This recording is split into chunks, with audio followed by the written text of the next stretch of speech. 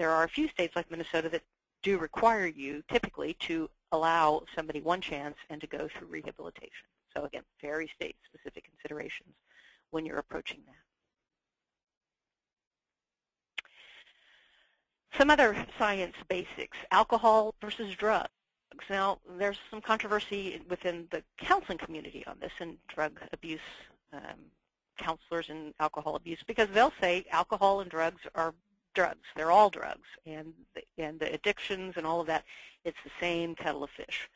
So from a treatment perspective and from a counselor's perspective, they may look at drugs and alcohol and say those are the exact same thing. But I will tell you that is not the case with the law, because alcohol use, if you're of a legal age, is typically lawful use. Sometimes drug use is perfectly lawful, and sometimes it's not.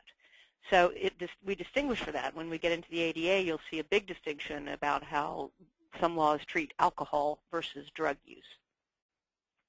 The other thing I want to look at is the kind of the back and forth. There's the back and forth between alcohol and drugs, and then there's the back and forth about showing impairment or just showing the presence. You want to think about the science basics of this.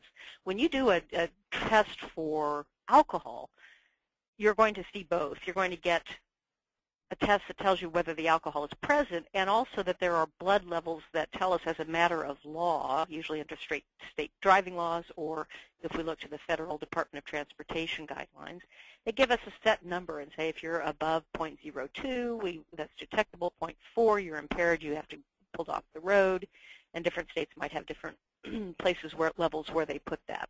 But that's going to show you the impairment by definition. Drug testing is a bit different depending on the kind, and we'll talk in a minute about what specimens are being collected and then